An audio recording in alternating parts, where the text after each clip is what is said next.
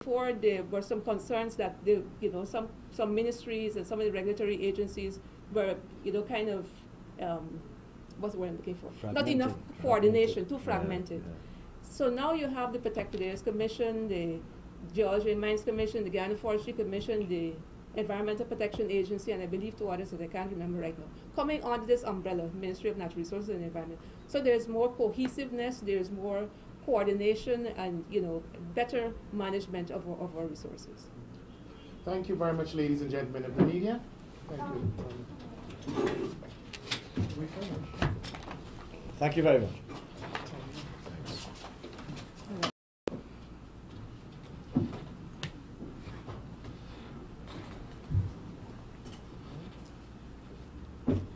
Good morning, ladies and gentlemen of the media. Let me thank you for responding to our invitation for another press conference hosted by the People's Progressive Party Civic.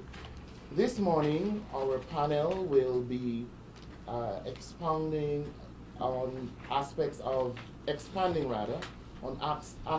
our Manifesto 2015, which was launched last Saturday at the Marriott Hotel. With me, I have to my immediate left the Minister of Finance, Dr. Ashni Singh. Next to Dr. Ashni Singh is Dr. Frank Anthony, Minister of Culture, Youth and Sport. And next to Minister Anthony is Ms. Vanessa Ben. She is a candidate of the People's Progressive Party Civic. I hand you over first to Minister Dr. Ashni Singh, to be followed by Dr. Frank and then Vanessa. After which we will take questions from members of the media on their presentation. Thank you. Thank you very much, Kwame, for that introduction. Let me acknowledge, of course, the presence of my colleagues on the panel, and thank you, ladies and gentlemen of the media, for gathering this morning.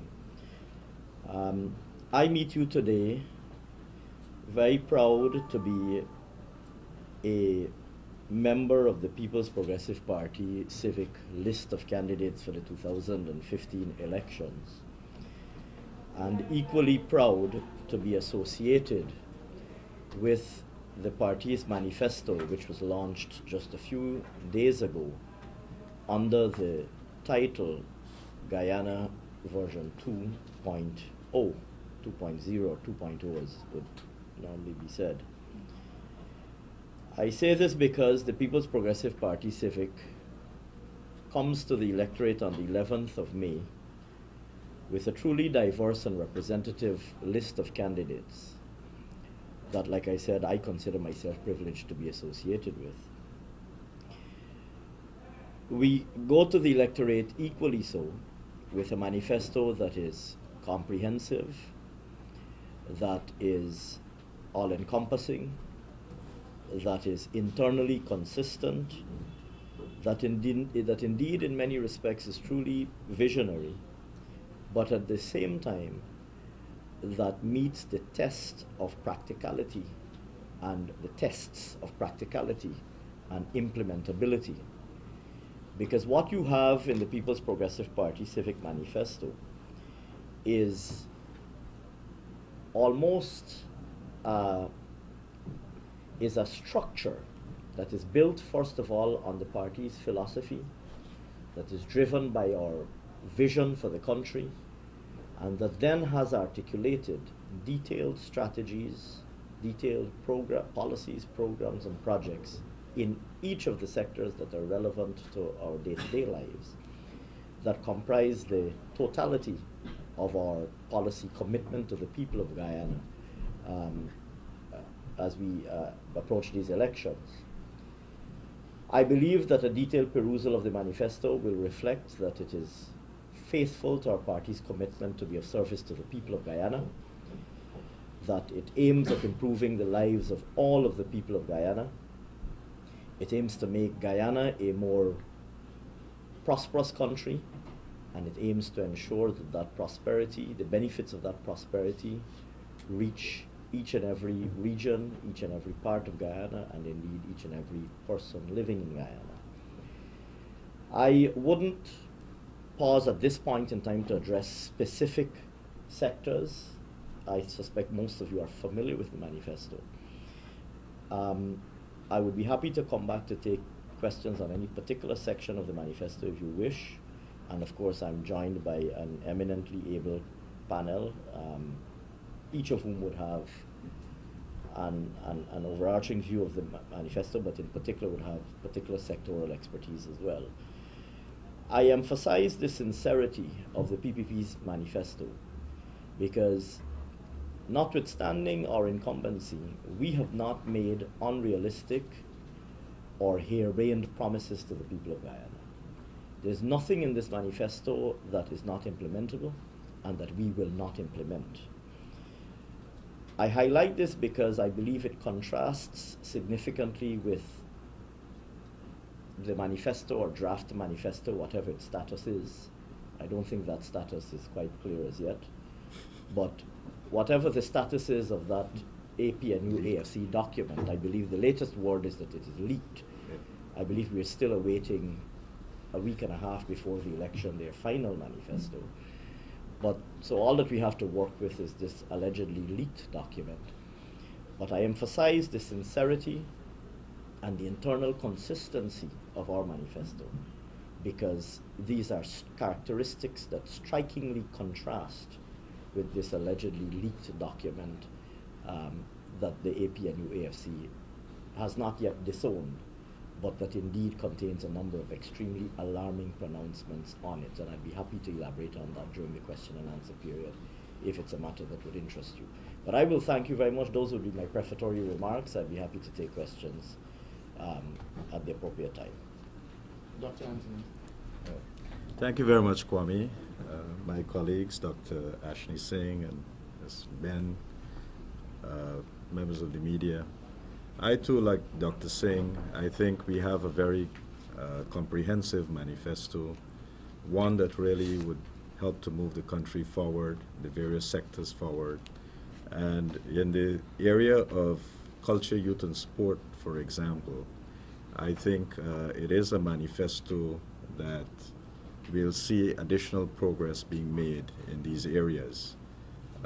If we go into some of the details of what is in these sectors, I think, and if you contrast that with what has been leaked by the others, I think you will see us having a very comprehensive view of where we want to take the sector and how we'll move the sector forward. So I don't know, Kwame, do you want us to go into some of those details? I think it's yeah, I think it's important that we probably go into some of those details. For example, when we look at sport in Guyana, in our manifesto, the PPP Civic has outlined a number of areas where we feel that we can make advancement in sports. For example, we are talking about physical education being in all our schools and being available to all our school children. And that is something that we feel strongly about, and we want to make sure that this happens. We are also talking about improving sports facilities and the management of these facilities within the school system. And that is something that we will also be working on to make sure that every school, they have these types of facility. We also strongly believe that sports must be used in different age category. It's not just about young people, but everyone in Guyana, every Guyanese must, be involved in sport. And the simple reason being that as you get older, if you're not active, then you'll be more vulnerable to certain types of diseases. For example, the non-communicable diseases. And we feel that if we encourage participation in sports at an older age, that it will help to prevent some of these things. And therefore, in one section of our manifesto, we speak especially to that. We have also recognized that sports can play a very important role in community development, in strengthening communities, in helping to build social cohesion at the level of communities. And for that reason, we have emphasized this in our manifesto. We have also emphasized the need for long-term athlete development programs. And in that, what we mean is that looking at different age categories at each one of these different age levels, that we can start working with people at these levels. So for example, when we talk about a long-term athlete development program, we're actually talking about 7 stages. First stage being starting out right. That's from up to age 6. Then developing fundamental skills in sports. That's from 6 to 9. Learning how to play different sport, which is from 9 to 12. Developing high performance. So from age 12, what we're seeing is that young people would have 2 options here. You can either go into the high performance stream, or you can participate in sports generally. So those who opt to go in the high performance stream, that would be from age 12 to 16. Then we have another section that deals with being competitive internationally. So those athletes who would have demonstrated that they're very competitive, then we want to prepare them to represent us internationally. And also the last stage would be preparing them when they win on stage. What are the things that we expect of them and so forth. So when we talk of a long-term athlete development program, it's a very comprehensive program that look at age categories, the skills that are appropriate for those ages, and what we can do. And I think that's the kind of comprehensive thing that we would like to see happen with sports development in Guyana. We have already started along this trajectory, and we have had a number of training workshops with national associations explaining this particular program to them. And what we want to do now in the next 5 years is to continue along this trajectory and investing monies in this area. We have also spoken about sports tourism, and we intend to improve sports tourism by hosting and bidding for more international sports competition in Guyana, coming to Guyana. As you know, when we had things like Cricket World Cup here in Guyana, we would have seen an influx of visitors coming in. When the CPL is hosted here, we know how many people would come in for those events. So we see that this is really beneficial when you host international events here. So apart from the Providence Stadium, we now have the National Aquatic Center, and with the warm-up pool, we would now be equipped to host international events, regional events at the National Aquatic Center. And with the commissioning of the athletics track and field facility, again, we now have International Amateur Athletics Federation certified course in Guyana. So we would now be able to host international events here. We have also emphasized that we need to establish a coaches accreditation center, a council rather, and the simple reason being is that we recognize that in this sports sector, a number of persons have been calling themselves coaches without the relevant accreditation or education to coach as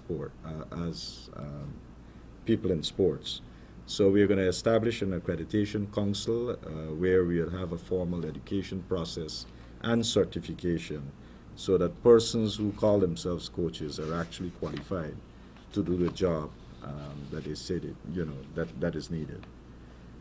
We also intend to build a Guyana Sports Institute, and here again we feel that this is important if we're going to move and professionalize sports in Guyana. The Guyana Sports Institute would be offering short-term and long-term courses in various fields of sports, whether it's sports administration, dealing with sports medicine and things like that.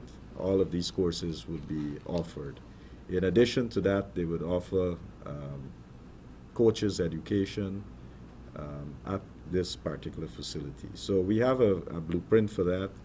We have started a pilot by having the resource center, and over the last year or so, we have been able to do a number of courses from the resource center. Now we want to move from a resource center to having a full-fledged sports institute. In terms of community sports facility enhancement, this is something that will continue. Over the last 3 years, we've been allocating substantial sums of money to the enhancement of community grounds, and we have seen how this has benefited the communities across the country. And then, again, in the area of sports, we want to build 3 multi-purpose facilities. One would be located in Berbice, the other in Essequibo, and then a third in Linden. And these sports facilities, sports and cultural facilities, we would be able to host a number of the indoor type of sports and offer alternative venues for competition. So this is something that we have been working on for quite some time, and over the next 5 years, we will be allocating the resources to make sure that this happens. If you contrast some of the things that we have in our manifesto versus perhaps, as was said, what was leaked in the others' manifesto, you know, they, for example, are offering some courses at the University of Guyana where, you know, they plan to do, I think, it's a little bit confusing when I read it, but they said they're going to be doing sports administration programs at the University of Guyana, which would include sports medicine and sports nutrition, and also physiotherapy. But sports administration is different from doing sports medicine or physiotherapy or sports nutrition. So they perhaps need to correct that, because that is not what sports administration entails. And I'm sure if they consult with anybody who's involved in sports, they'll easily be able to remedy that. I see also that one of the things that they're suggesting they'll be building is a National Sports Administrative Center. Maybe we're not living in the same space, but they should know that about 4 years ago, the government of Guyana would have allocated an acre of land at Turkine to the Guyana Olympic Association for the explicit purpose of building such a facility. And the Olympic Association said they had the funding, they have started, they have had starts and stops, but they have had the funding. We have done our part in allocating the land to them. And many of the other things that they've mentioned in their manifesto, I think are covered by what we would be doing in terms of sports in Guyana, and we have much more than that. In terms of, in the area of youth, we are very expressive in what we are going to be doing, in addition to what we are currently doing for young people. We have stated very clearly in our manifesto that we would have a cadet program for persons who want to get into the public service. We will be doing more TechVoc training in the various regions. We will be pursuing apprenticeship program with the public and private sector. We'll be opening up new areas in tourism and ICT and new manufacturing, so we'll be training people with these types of skills.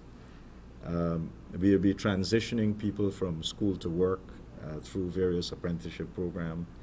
We'll be having employment and career centers across this country so that we can guide people into various career paths and what is available. We are also talking about expanding the job bank and matching people. We have a target there for how much more people the Board of Industrial Training would be doing. And when you contrast that with the others, I think they fall very short in terms of their plans for youth. I'm appalled that one of the things that have been raised throughout the campaign by the opposition has been this whole issue of school dropouts. Yet in their manifesto, they have failed miserably to address this issue of school dropout. On the other hand, we have existing programs that deals with second chance opportunity for young people who would have left school, and we intend to expand on those opportunities. We also, as you would know, a big issue has been made of the question of suicide in Guyana. And again, when you look through the leaked manifesto, you can't see any program dealing very substantially with this matter. On the other hand, under mental health, in our manifesto, we have very concrete things that we'll be doing in terms of suicide and so forth. You know, one of the main issues that affect, or some of the things that affect young people in Guyana has to do with young people and health. And we know that young people are still vulnerable to HIV and STIs and all of that. And in their manifesto, it's totally absent, while ours cater for some of these things. So you can see that the rhetoric on the campaign does not match the programs and policies that are necessary in a manifesto. And perhaps the young people of our country need to look at their leaked manifesto more intently, because the rhetoric on the campaign trail certainly does not match what is there. And if that is the things that they'll be doing, then I think it would fall wholly short of the expectations of the young people of our country. So I'll stop there. I can go on to culture, but I'll stop there for now. I'm sure the questions would come. Yeah. Good morning, ladies and gentlemen of the media. It's a pleasure to see you all this morning and also to be part of this panel. I feel quite honored to be a member of the list of candidates for the upcoming national elections and being part of the PPP Civic candidates list. We were asked this morning to speak a bit on the manifesto, and there's so much here that we could mention. And listening to two ministers sitting next to me. Oh.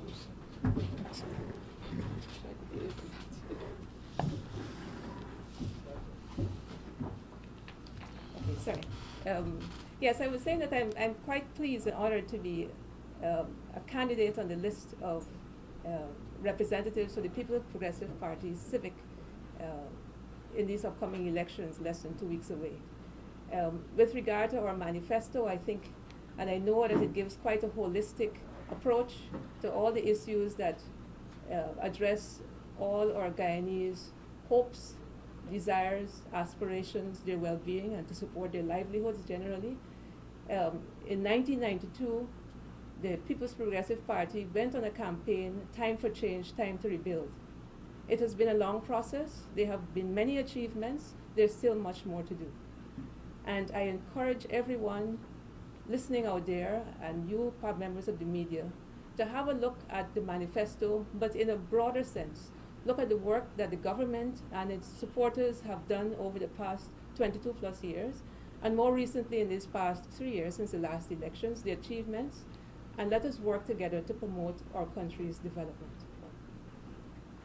My own work is in the area of environmental sciences and forestry, and so the areas as part of that, of the manifesto that speak to environmental sciences, natural resources development, come straight to my attention. And it reminds me, not only speaking of these overall goals here in the manifesto, because it cannot give anything in a very comprehensive, detailed way, but if we just stop and think of the programs and plans, the things that have been enacted, the regulations, for instance, the Environmental Protection Act that was enacted in 1996 to manage carefully our natural resources, to look at the environmental and social impacts that can be on communities and our resources resulting from the implementation of projects, having mitigation plans and management plans to ensure that everything is done in a proper way for the safety and well-being and livelihoods of all our Guyanese people. If we think of also more recently, the Protected Areas Commission that was enacted in 2011, which brought under a protected area system a larger area of our natural forest on the protection, on the careful management in collaboration with indigenous communities, and ensuring that there's a continual conversation of how we not only sustainably develop and pursue economic extractive industries development, but how we also protect and manage and care for our natural resources. Guyana, I think a lot of times we as Guyanese, and particularly because many of us live on the coast, the predominance of the Guyanese population is on the coast, and where our capital is, Georgetown. I brought a map because I think we need a little reminder that if I were to take my pen and do that, that covers Georgetown. This entire 83,000 square miles is Guyana. And so when we talk about development and supporting people's livelihoods, we're talking about this entire area. We have to ensure that there's schools, we have to ensure that there's medical assistance and hospitals, we have to ensure there are proper roads, we have to ensure all the necessary systems for people's well-being are in a proper way. We need to improve our infrastructure and all the other necessary aspects and sectors of our nation's development. So yes, some of us may be a bit frustrated in some areas where there hasn't been enough done, there hasn't been enough progress, but I encourage you to think more carefully about how much there needs to be done. We need to think that there are people living in Conishan, there's a community in Conishan right down to the bottom of Guyana, and we also need to think of all the communities across Guyana too. We need to think of the people in Sophia. We need to think of the people in Tiger Bay. We need to think of the people in South Lancaster. We need to think of people in Kitty and Corriverton and Mabruma and everywhere. So it has to be a collective effort. We need to look carefully and to think constructively on all the programs and plans that are being implemented, and this whole great debate now for national elections. Who should be the best team to put our country forward? And I assure you that the best team to take our country on this continued path of progress and continued development is the People's Progressive Party Civic. Thank you. Okay, thank you very much, members of our panel, for your opening presentations. We'll now move to questions. I will ask that you identify yourself and media house before proceeding to ask your questions. I did recognize it's Rana? Yeah, Mutla Agnes. Minister Singh, I would like for you to explain or point out what you consider extremely alarming pronouncements in the manifesto. Sure. Well, let me, there are a number. I will give you a couple of examples. First of all, let me say this, that while we have described this document as leaked, to date we have not seen the final manifesto from the AAPNU-AFC in the event that this really was leaked. And there is indeed widespread speculation that this was the final manifesto, except that once it was made available to the public and discovered to be so fundamentally flawed, they themselves became embarrassed by it and so sought to disassociate themselves from it. Were that not to be the case, I am asking the opposition a very simple question.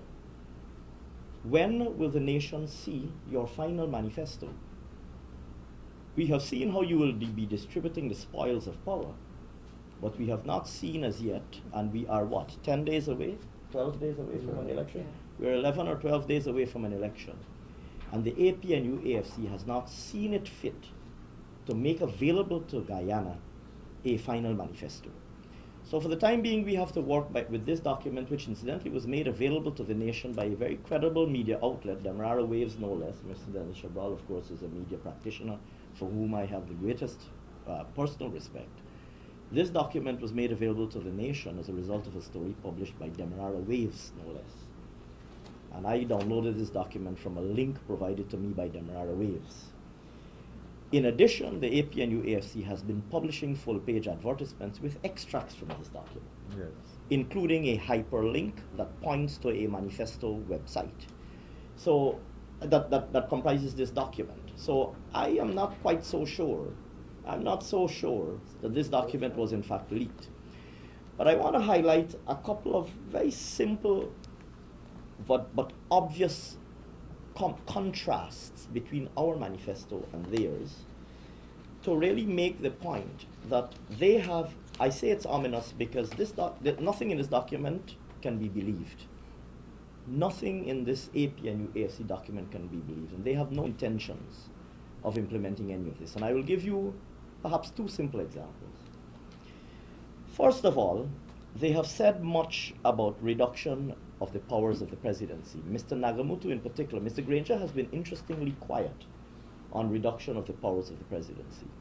But Mr. Nagamootoo has been going about creating the impression in the minds of the people that this coalition has agreed to reduce the powers of the presidency. And their manifesto, in fact, says rather vaguely that they will establish a constitutional reform committee. Incidentally, there is such a committee already, and it is chaired by Mr. Granger, but we'll set that aside for the moment. They now say they will establish this committee, which incidentally exists already, to complete consultations, draft amendments, and they then say, rather vaguely, areas which we will recommend for consideration by the committee include, and they list some areas, including sharing of executive power between the President, the Prime Minister, and the Cabinet. Point 6 says the Prime Minister shall be the person who secures the second highest votes in the presidential elections. Now, I'm not sure if they understand the implications of that. But if the Prime Minister shall be the person who secures the second highest votes in the presidential elections, then Prime Minister will not be Mr. Nagamootoo. Because Mr. Nagamootoo is not, I'm reading from their document, page 14. Their document says, the point 6 on page 14 says, the Prime Minister shall be the person who secures the second highest votes in the presidential elections. What that means is that the Prime Ministerial candidate, the Prime Minister will be the presidential candidate of the party that brings second in the election. Mr. Nagamootoo is not a candidate in the presidential elections. But put that aside for the moment. Notwithstanding all of this talk about reduction of presidential powers, and notwithstanding their pretense in this manifesto, using very deliberately vague language about reduction of the powers of the presidency, notwithstanding Mr. Nagamootoo's public pronouncements that they are committed to reducing the powers of the presidency, I would like to read for you what Mr. Granger said on this matter yesterday in the Stabbock News. On page 2 of the Guyana Review, insert into yesterday's Stabbock News, Mr. Granger was asked the following very direct question. He was asked, the powers of the presidency under the Constitution have been a matter of animated political discourse in Guyana. How much weight does the Commingsburg Accord place on the issue of constitutional reform and specifically on the issue of the powers of the presidency? Mr. Granger's response was the following, and I quote, the Accord has placed a very high priority on initiating the constitutional reform process as a strategic objective. This, however, does not diminish the need for short and middle-term reforms in education and national security and the implementation of economic development and poverty reduction strategies. End of quote. That was Mr. Granger's entire answer. These are not my words, they're Mr. Granger's words from page 2 of the Guyana Review insert into yesterday's Stabbock News. That is his entire answer on the matter of reduction of presidential powers. So clearly Mr. Granger has no intentions of reducing any presidential powers because, you know, when asked about it, he goes off and speaks about education and national security and deliberately sidesteps the matter of presidential powers, while Mr. Nagamootoo is going around saying publicly to the people of Guyana that Mr. Granger intends to hand over presidential powers to the Prime Minister. And so I would like to say to you that the entire exposition on constitutional reforms has absolutely no credibility, cannot be believed, and in fact is designed to mislead. And if you look at their own pronouncements, specifically have a read of Mr. Granger's interview yesterday, you will see in fact the direct and blatant inconsistencies with what they are pretending that they will do in the manifesto, with what they actually intend to do. I'll give you a second example. They've made a lot of fuss, much ado has been made about the appointment of the Public Procurement Commission. And they make an explicit commitment on page 13 They say they will establish the Public Procurement Commission forthwith. That's a definitive statement, that the APNU AFC will establish the Public Procurement Commission forthwith. There's one small complication. The appointment of the Public Procurement Commission requires a 75% majority of the Parliament. There is where the bugbear lies, achieving a 75% consensus in the Parliament on the appointment. Now, I don't believe that even the most deluded apologist for the APNU AFC coalition actually believes that they stand a chance at winning a 75% majority in these elections.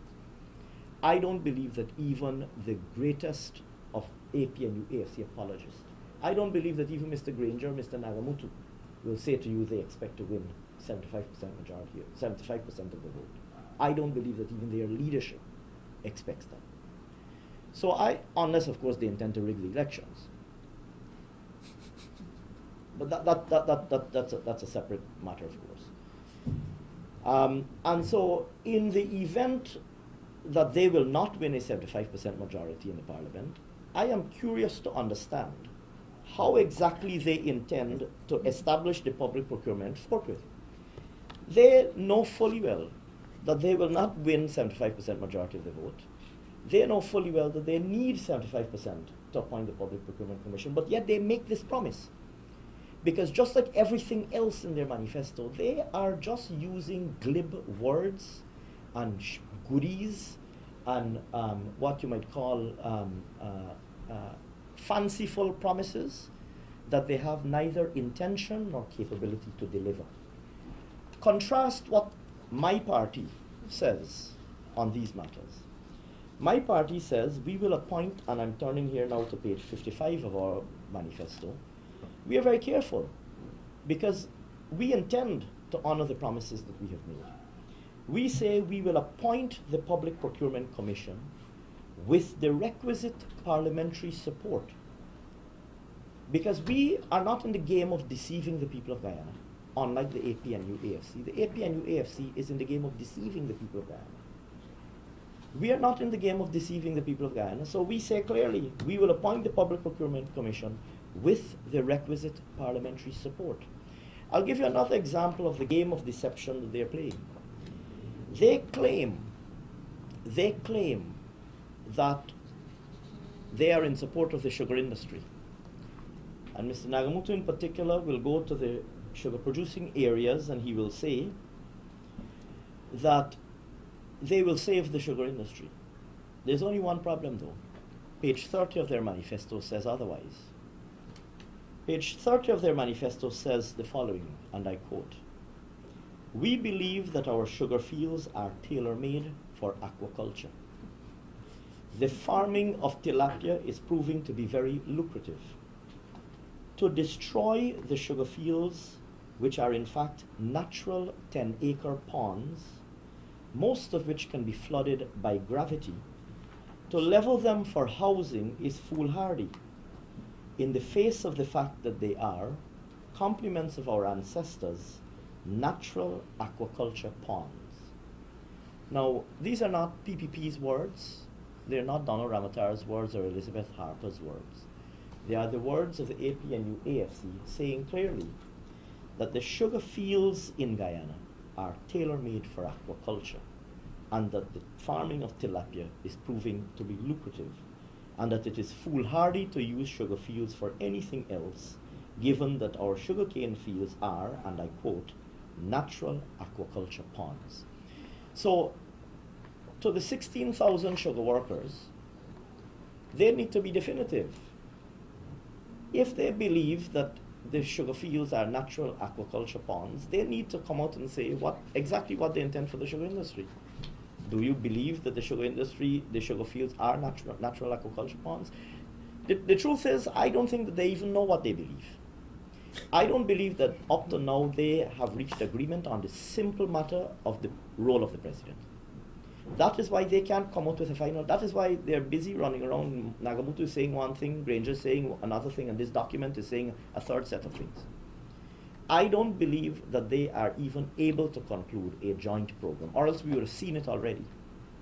All that they're concerned about is distributing the spoils of power. Compare and contrast the cover of our manifesto. We have on the cover of our manifesto Guyana. Dr. Ben just showed us Guyana, the map of Guyana. I show you another map of Guyana. We have on the back of our manifesto the people and faces of Guyana. On their manifesto, we have a slightly different picture. We have the two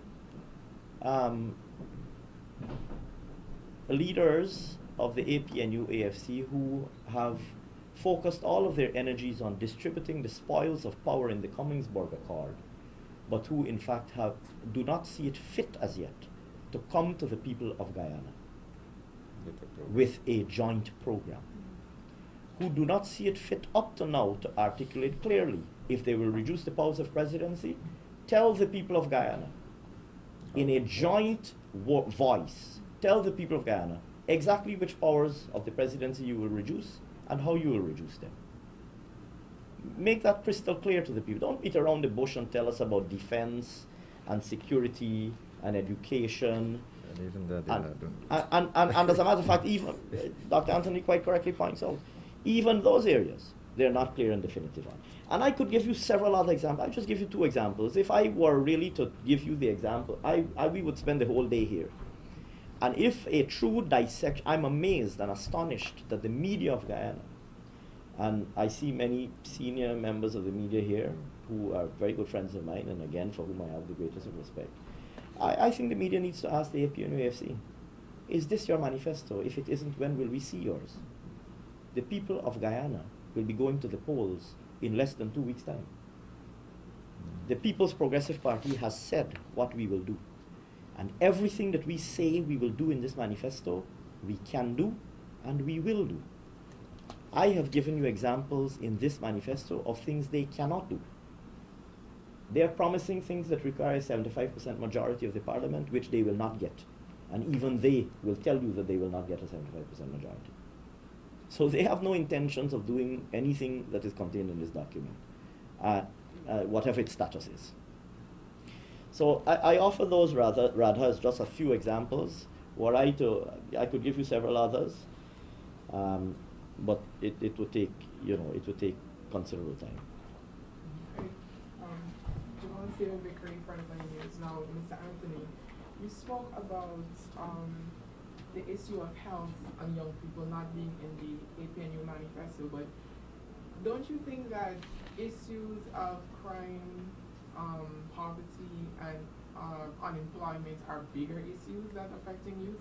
And are these in your manifesto? And if they're not, then not. Why not?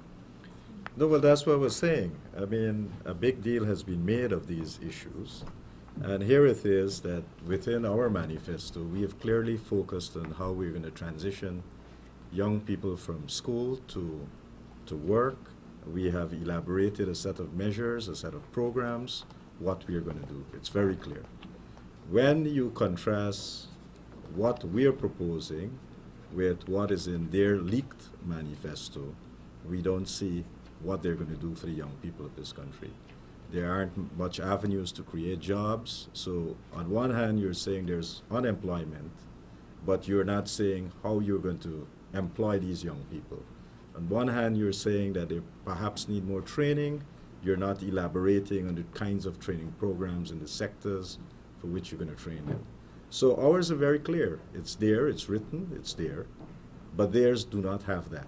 So the rhetoric on the campaign does not match what is in this document. When you think about youth health, it's very important. So things like HIV, we know that one of the at-risk group is still young people. However, again, they don't address these issues. They've been making a big deal about suicide in Guyana. Again, nothing is said about that. How are you going to, so it's one thing, and it's perhaps easy for somebody to run out there and to flag a problem and say this is an issue. It's much more complex and much more difficult to sit down and plan a program of how you're going to address this and then put a budget to it how you're addressing it. We have done that. They're not doing that. And many of the things that they're talking about on the campaign, it's not actually recorded anyway in the manifesto. So either they don't have a plan, right? Or, you know, they just find it convenient to go out and champion these things without putting any concrete thing down. But, okay, sir, now, this is an unofficial document that Right. was produced. So why compare and contrast it now compared to yours? No, ours, the PPP Civic manifesto is very clear, and we have addressed a lot of those things that you have asked about. It's there in the manifesto. You can read it. But the only thing, as my colleague Dr. Singh was saying, the only thing that we have to go by is this leaked document, which was leaked on a very credible source, the Demerara Waves. And while it has, you know, we understand it's leaked, well, we haven't seen anything else. We haven't seen anything else.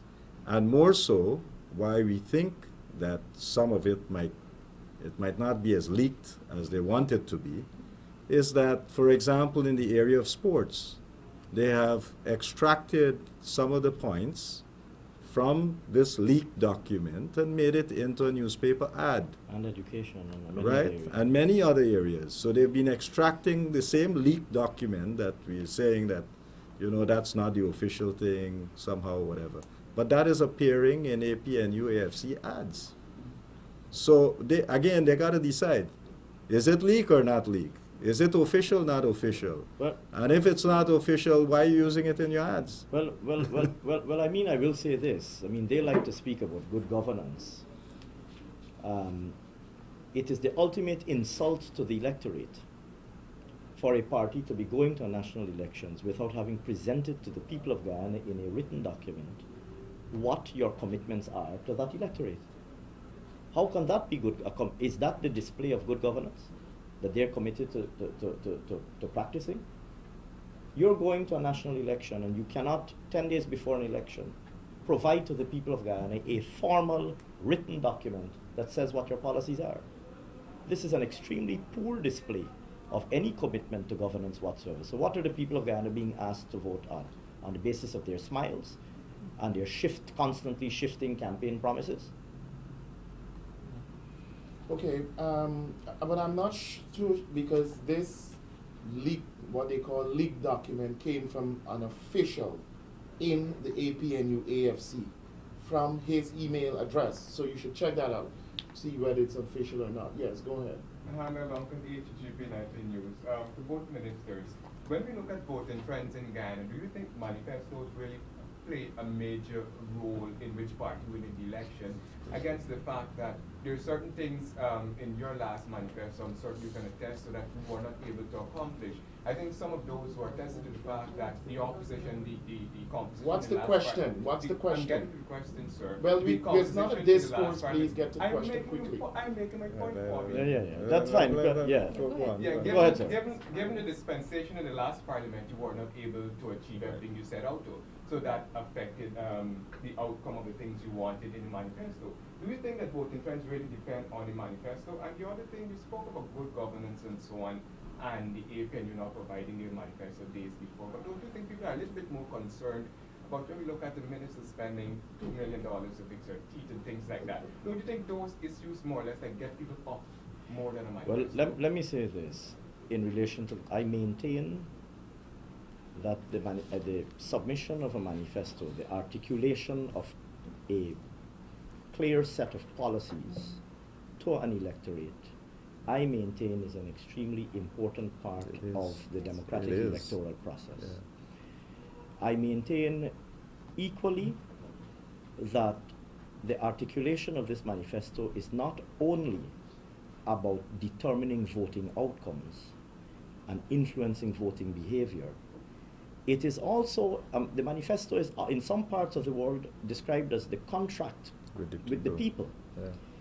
It is the document oftentimes that is used by the people to hold the party they voted for accountable for delivery of promises. Because once you vote for a party on the basis of what they've promised to do, once they get into office, or indeed even when they get into opposition, you then have an opportunity to compare their behavior in the parliament with the commitments that they gave to the electorate in exchange for the vote being given. And so I would say that the articulation of a manifesto is, in fact, its importance goes even beyond the determination of the outcome of the vote. And in fact, it extends even into the realms of accountability in the political system, because the manifesto comprises the full range of commitments that the party is giving to the totality of the electorate in exchange for its request to the electorate to vote in support of that party. It comprises the single document against which the party can be measured once in office, or indeed even in opposition. The party's behavior can be measured and assessed against the contract, the undertakings of the party in its manifesto. So I will say to you that the manifesto is by no means, you know, is by no means an unimportant part of the democratic process. On the contrary, I would say that the articulation, whether you call it a manifesto or a policy document or a contract with the people or a compact with the people, whatever you want to call it, and in some parts of the world it's called different things. Even in Guyana, over time, it has been called different things. But the articulation of a single document comprising the comprehensive set of policies or commitments given by your party to the electorate in advance for them to make a sound judgment as to whether to vote in favor of you or not is extremely important. I will say, ironically, that the APNU-AFC is the party that likes to pretend that they occupy the high moral ground. They're the party that likes to say that you should vote on the basis of issues. Now, you can't vote on the basis of issues if they have not presented what their policies are on the issues. And so it is, frankly speaking, extremely telling that they were able to hammer out how they will distribute ministerial offices, but they are still not able to hammer out a single coherent joint program. Yes, is there any other questions? I have a question for Ms. Ben, actually. Going through how the party is going to be looking, let me start over. Given the emphasis that is currently being placed on the extraction and the exploitation of natural resources in Guyana, recently at the conference center, I think it was World Tree Day, forgive me if that's wrong, the president had talked about the lack of funding for things like the Abraham Reserve and more emphasis being placed on the education. What is your take on having the vast amounts of money that are coming into this country from, say, like Norway and the EU, everybody else, to get the ball rolling, I guess, on the preservation aspect as opposed to the exploitation aspect? Okay, good question. Just to remind us that Guyana's land cover is about 85% forested. For instance, when the low carbon development strategy was launched in 2009 and the subsequent agreement with the Kingdom of Norway, the government of Guyana did make it clear that the extractive industry would not be stopped or hindered in a way at the expense of this agreement. In terms of what the president would have said, I believe, is at the International Day of Forests Symposium, and his comments on the support for some institutions like Iwokrama, I'd like to say one. First of all, Iwokrama was an idea that came through the then PNC government under President Hoyt. And the development of that program over time was taken forward by the government that came into being in 1992. The Iwokrama Act, etc., came into being in 1996. Over time, Iwokrama, when Iwokrama was launched, when the idea was put forward internationally, it was at the time of the Earth Summit, the Rio 1992, I believe. And so then it was very sexy, if you will, to put funding into environmental issues. Yes, Iwokrama and other environmental projects and systems in the country have been receiving some support from the international community, but at the same time quite a lot from the national coffers being put forward by the government of Guyana. And in the instance of Iwokrama, over the past 2 years or more, I think is solely being supported by the government of Guyana. So I think and I know that what the government was saying, because I remember seeing a headline in one of the national newspapers that Iwokrama was a failure, and I was concerned by that headline, because I was at the event, and that is not what the president had said. What he was saying was that the government and people of Guyana are still committed to this project, which is a model for forest conservation and development, sustainable development, and is still, committed and supporting that project, but encouraging and saying that the international community has failed the project over time. So I think that needs to be clarified. In terms of the other extractive industries like logging and so on, if you look at the PP's Civics Manifesto, I believe it's on page 21, you see that in the area of forestry, speaking about providing more incentives, helping to more the logging industry, to retool and to improve their methods of production, to promote the lesser used species so that there will be less reliance on the more commercially known species like green heart and purple heart, so that the swath of species that we promote both locally and internationally, would reduce the pressure on the forests that we have. To promote and help the local producers to find markets and to meet the international standards. The low carbon developments, the Kingdom of Norway agreement, one aspect of that agreement required Guyana to go towards the EU FLEGT agreement. The country has gone pretty far. I believe last week or about 2 weeks ago, there was a statement by the EU Commission in Guyana that quite a bit of progress has been made. There's still some things to do in terms of consultations and so on, but that is going ahead. So in terms of the extractive industries, logging, particularly logging and mining, also the Guyana Geology and Mines Commission has been improving the methods of monitoring and management. And so the overall aspect of the careful and wise management of our natural resources and the oversight of it by the government regulatory agencies has improved and has been in partnership with the international community. And the funding that has been received over time, for instance, from the agreement with Norway, has been targeting some of these issues, like improving the compliance with legality, helping to improve the regulatory systems and so on, and strengthening those agencies. Just a follow-up clarification.